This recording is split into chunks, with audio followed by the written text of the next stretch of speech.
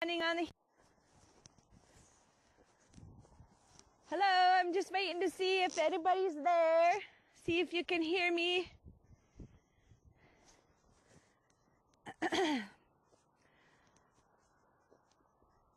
Hello, everybody.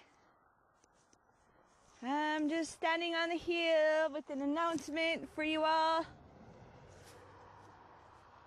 Can you hear me? Okay, thank you, Raymond. This is Candy Mossett with the Indigenous Environmental Network.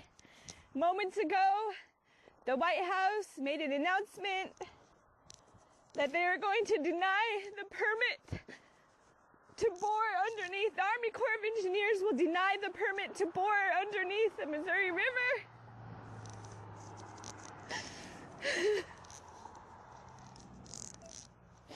And I just wanted to give everybody that I'm happy. These are tears of happiness. I just can't believe it. It's been a long 5 months or more. Moments ago, at the top of the hour, the Obama administration made the announcement that the Army Corps of Engineers will be not denying the permit to bore underneath the Missouri River. And I wish I could have came live. I was just at the camp.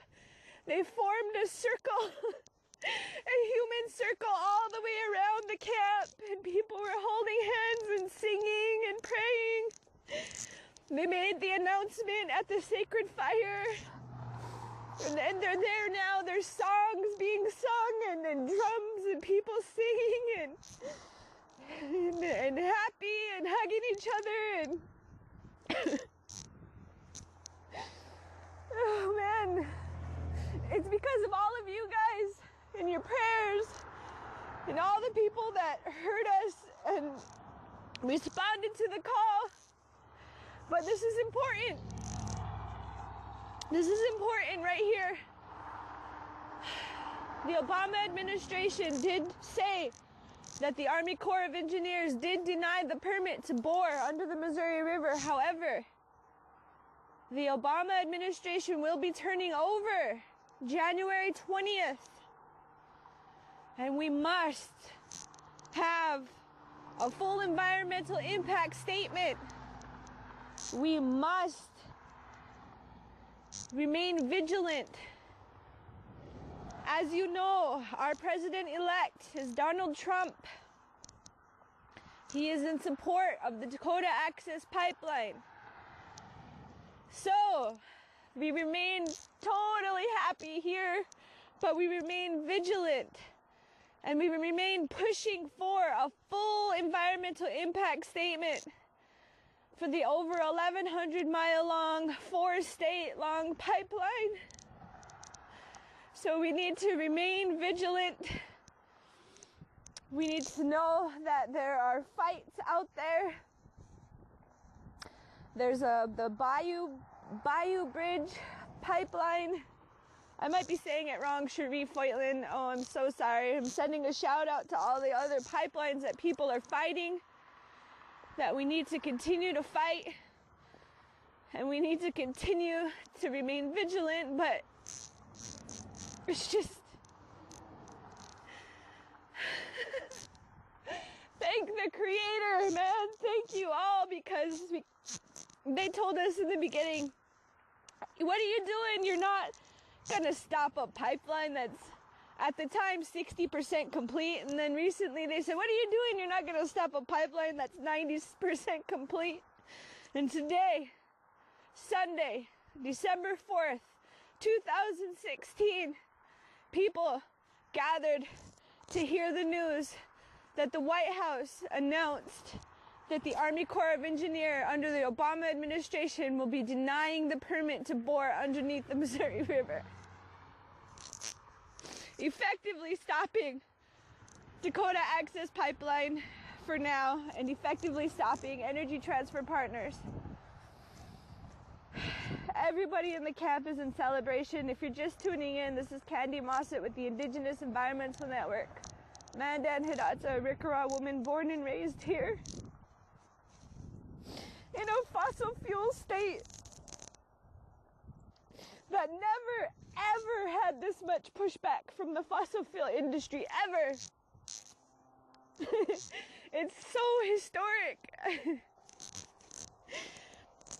It's such an important day. My daughter, she's on her way with her dad. I can't wait to see her. It's just so amazing, you guys, and I just wanted to say thank you. And that we have to remain vigilant. We have to remain vigilant. We have to push for a full environmental impact statement. And we have to understand that the Obama administration will be out on January 20th and President-elect Donald Trump will be in, and he has stated that he supports the Dakota Access Pipeline. And so we need to remain on top of the Obama administration to make sure that January 20th we continue to stop this pipeline. But besides all that, I don't care. I'm going to do a victory dance today. I'm going to say and I'm going to do it all through the night, and I'm going to be happy because it was a huge victory. This was a huge victory. This company started out by saying that that permit was just a formality. You should have known better. It was not a formality, as you can clearly see. And I want to just send a huge thank you, to the Obama administration for finally responding. It took you long enough. Dang it. We've gone through so much here on the ground, and we're so tired of getting shot at and people getting hurt. And taxpayers paid money to protect the pipeline. It's wrong. It's wrong for the fossil fuel industry to have so much control, and this marks the turning point in our history. In the turning point of capitalization, this is a huge turning point for things to change and for us to change our ways. It's not business as usual anymore. And so for any shareholders that are involved in the fossil fuel industry, you should wake up. This is the time for you to divest from the fossil fuel industry and invest in a clean, renewable energy economy for all humanity. It just has to be a change. And Charlie's asking me, what happened? So for anybody that's just now tuning in, this is Candy Massa with the Indigenous Environmental Network, and today history has been made. Just moments ago at the top of the hour, the White House and here in camp, Tribal Chairman David Archambault made the announcement that the Army Corps of Engineers will not allow the permit to prove to I'm reading comments. I gotta stop reading your comments. They have denied the permit to bore underneath the Missouri River. Dakota Access Pipeline is not allowed to go underneath the Missouri River. This came underneath the Obama administration, and as we all know, President-elect Donald Trump will be in the White House January 20th. So, this is a historic moment, but we must remain vigilant. We don't just quit. We make sure that for this fight, there is a full environmental impact statement that is done for this over 1,100 mile pipeline that cuts across North Dakota, South Dakota, Iowa, and Illinois. And we remain vigilant on the pipeline fights around the country. The Bayou Bridge pipeline fight down near the Gulf. We have to remain we can celebrate our victories, but we have to remain vigilant. And I just wanted to say thank you all. Please be looking for our responses and the press releases. Please look at Indigenous Rising Media. We will be posting stuff. I honestly right now don't know what is going to happen at the camp, in the coming weeks. I have a suspicion that we're going to stay here until a full environmental impact statement is agreed to. But for now, today, Sunday, December 4th, the White House administration made the announcement at the top of the hour that the U.S. Army Corps of Engineers has denied the permit for this company to bore underneath the Missouri River. Can you believe it? I can't. Well, I can believe it. It's just, whew. Thank you to everybody that prayed. Continue to send prayers. Thank you all so much for watching us and for supporting us. We're not going to stop fighting. We still have work to do. But in addition to stopping this pipeline, we are building the sustainable community here at Standing Rock. We have a video that we put out that I'll share with you all. That's going to be left here for 50 years or more down the road, and so we're going to stay here because we have a community to build, an eco community, I guess, an eco village, a sustained community. It's got all these different names, but that's happening. The ground has already been broken for the earth lodges and the straw bale buildings, and it's all solar and wind and compost toilets and gray water systems. So look us up and please help us pitch into that project. Just for startup costs, it's a $1.5 million project, probably looking at about a $6 million price tag when all is done for this eco community that's going to be left here at Standing Rock.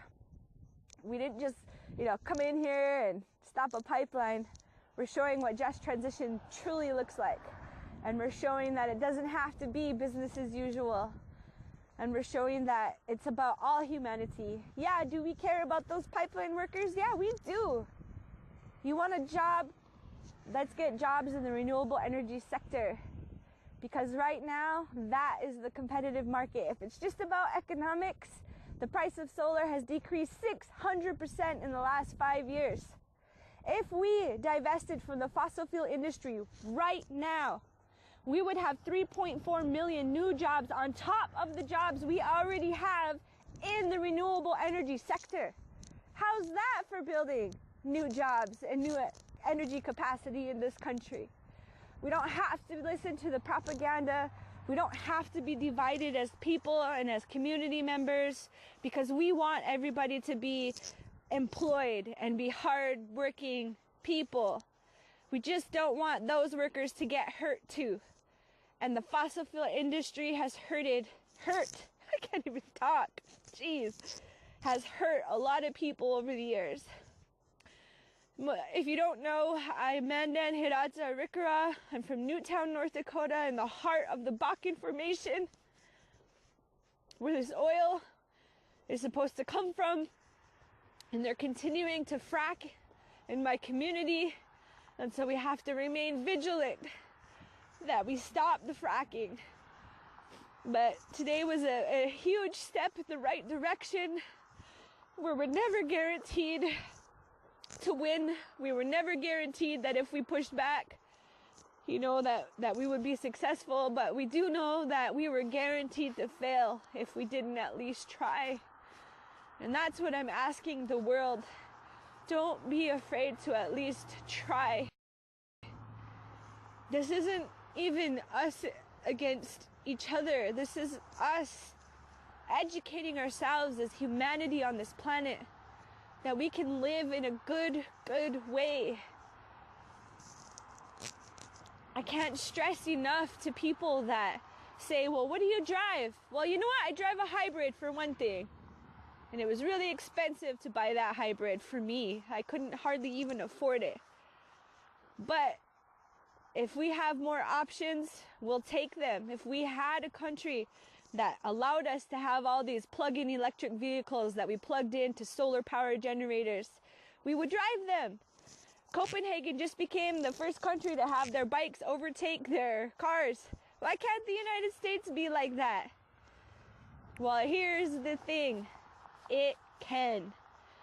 Don't be afraid to speak up and to push back when injustices occur. And you never know, you might just win.